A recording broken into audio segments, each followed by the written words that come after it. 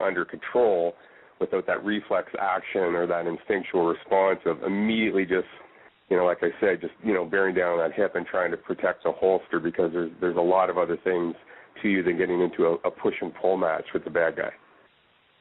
Oh, yeah, this is Vic here. That's a great point. I was at a grappling seminar one time, and our adversaries were two fellows in red suits that would just proceed to beat the snot out of you.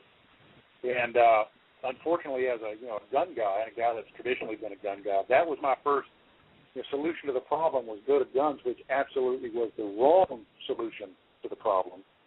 And that's absolutely critical and an excellent point of understanding the dynamics of retaining your weapon while being able to defend that weapon and defend yourself, and in the end eventually succeed.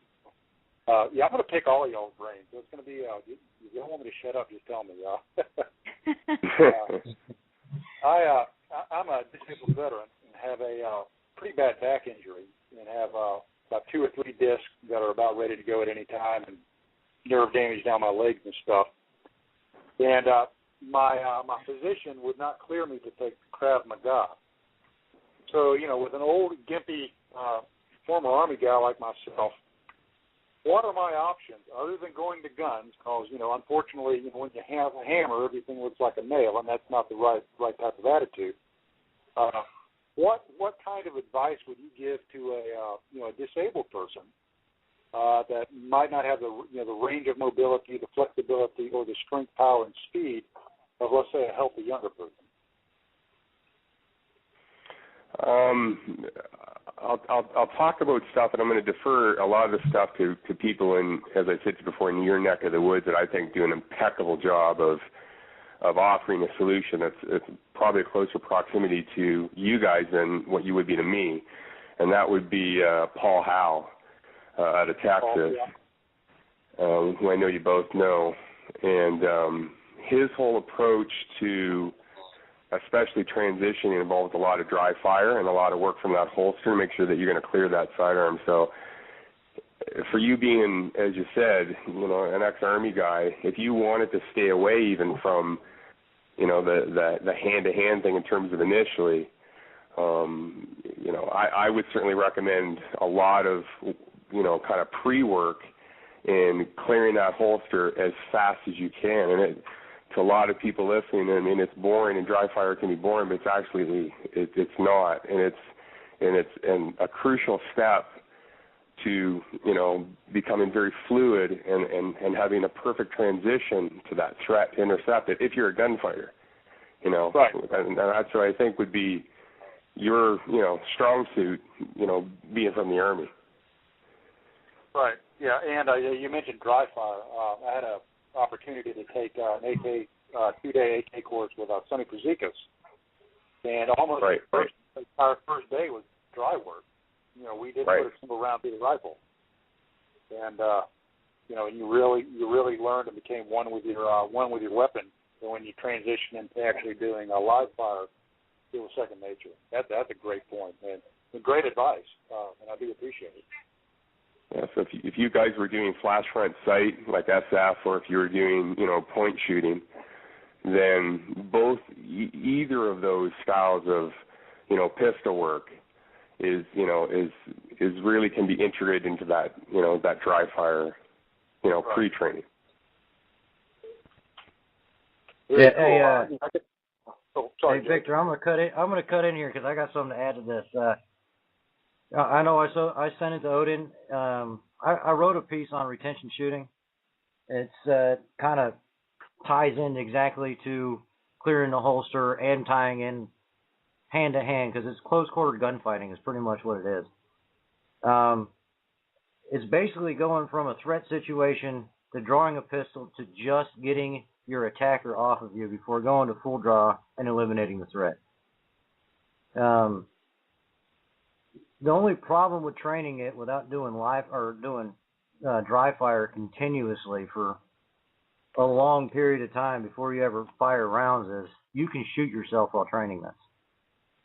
I mean, if you don't know where your arm is in relation to the muzzle of your barrel, you're putting a hole in yourself. That's the problem with it. So yeah. It's something that I'm teaching, and it's something that I'm writing about. It's something that I believe in, because down, like you say, us here in the States, we a lot of us carry.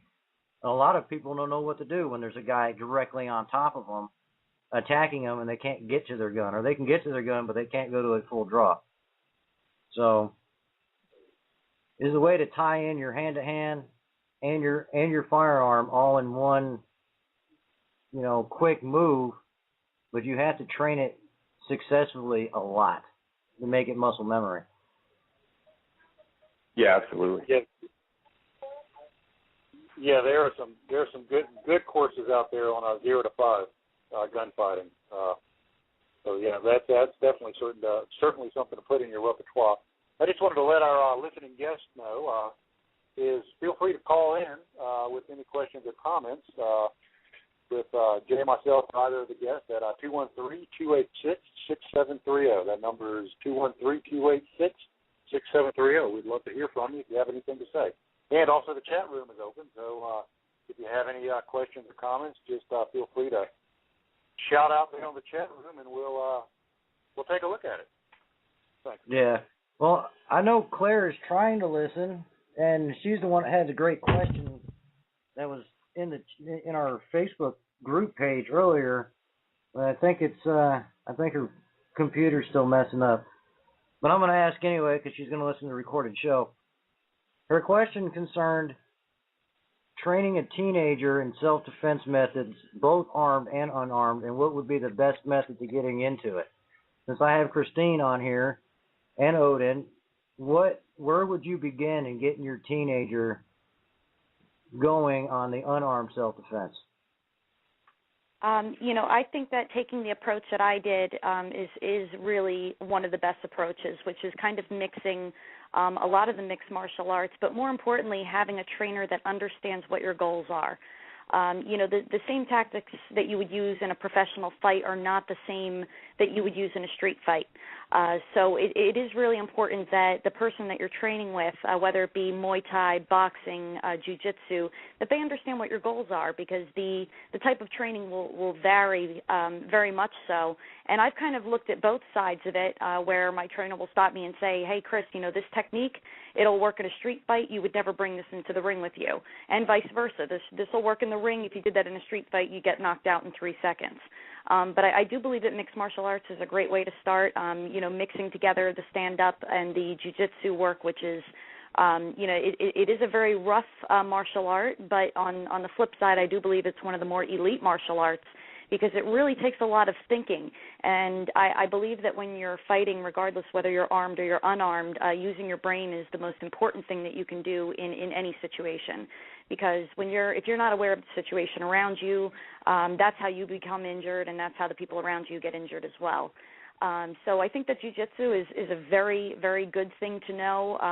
But also, in terms of being able to defend yourself in a street fight, absolutely. Take some kickboxing, Muay Thai, boxing type lessons, and that'll give, a teenager at least a general knowledge on how to not necessarily strike, but how to avoid to get hit. Which, and again, coming back to what my trainers have always taught me, which is get out of the situation if you can. That's the number one rule. You don't fight if you don't have to. And that's very important for teenagers to know, because when you have so much skill, and especially you guys, I'm sure you can speak on the topic of, when you have that gun in your pocket and you don't have much experience with it, that's a little dangerous as well. So it's very important to get the right kind of training and the right kind of mentors along the way that'll steer them in the right direction. That's awesome. Yeah, from my standpoint, in terms of, if you take, components from the military and the police, what I would really recommend is, for more of the civilian mindset, is to create that reactionary gap, and that's really vigilance and awareness in terms of your surroundings, having that 360 overview of around you at all time. It doesn't have to be like a hypervigilance, but you need to be aware of literally what's going on around you. And from the general public, I don't see a lot of that, kind of in my everyday life, and I'm just watching people's normal reactions to things. you can do case studies yourself just if you walk around the parking lot as you're putting your own groceries away. And you can see the difference between people that are, basically becoming prey because they're just not aware of anything except the task, that they're fixated on at that time. So I think in terms of them being approached or encountered, I would really recommend, being able to create the gap between them and the attacker and just breaking it off, because it only takes, as you guys know, one good shot from a strong person to put them out. And you can have all the best intentions or training in the world, but you get hit, and you get hit hard, and your plan goes out the window, right? Oh, yeah. Well, I've got a question I'm kind of interested in. I never leave the house without 3 different things: my pistol, extra magazines, and a knife. So there's a lot of people asking because, a lot of us are, former Army, we're all combat vets, and some of them have lost their right to use a gun in the United States because of different, like extreme PTSD or situations like that, but they can carry a knife. And I've been asked like 3 or 4 times, what are the best folders or concealable knives that we can actually use for self-defense? And I carry a basic Smith & Wesson tactical, Spec Ops folder. That's what I carry. I like it. It's comfortable. But from somebody that trains a lot, the more bladed weapons and stuff like that, what would you recommend? For Canada, the laws are really stringent on it, so the knife has got to be visible for law enforcement, because if it's hidden from view, it's going to be prohibited, right? So it becomes a really kind of a tricky area here north of the border for stuff like that. So, from my standpoint as a trainer, law enforcement has usually an edged weapon of some sort to cut out seatbelts and stuff like that, but there's absolutely no training in North America for law enforcement that involves an offensive approach for it, because there isn't. In terms of the civilian market, I don't use like a brand name folder to kind of give any kind of recommendation, but for the States, you guys have got a lot of, very, very good companies that make really good quality products right across the board. I think it's hard to go wrong with a knife, especially ones that you see your way that are endorsed by the military for use, right? Yeah, because in my opinion, and way I've carried and other things, Gerber makes this like alligator grip rubber handled folder, and I just find it to be very hard to use for any type of defensive product. So I use mine. The one I use is just a metal handle, steel blade, and the handle is got the same LPI as my 1911. The LPI is the lines per inch, grip on the handle. Right. That was more for the listeners. I get yelled at every week because I don't go into an explanation of what I'm talking about, when it comes to firearms or a definition of an acronym or something. So I'm trying to throw them out there with a definition. Right. Well, guys, it looks like we have a caller on the line. If y'all are up to taking some questions or comments, I'll go ahead and sure. bring them in. Absolutely. Yeah, that's Claire. Oh, Hello. Claire, welcome. Hey, welcome, Hi, Claire. guys. Thank you. Hi, Claire. Hello. Hi, how are you? Good. Yeah. I got a question. And Go for it. this is something that I posted in the webpage, the Facebook page, Shooter's Rest. How do you feel about all this nonsense and mumbo-jumbo and garbage, especially about this kid that got put in jail over a shirt? I'm not familiar with the story, so you guys will have to catch me up to speed on it. Yeah. Okay, basically this 7th grader wore 7th or 8th grader wore an NRA shirt to school. NRA shirt, yeah. Yeah. Yep. It was just a shirt. Now he's facing jail time. Yeah. In what state was this?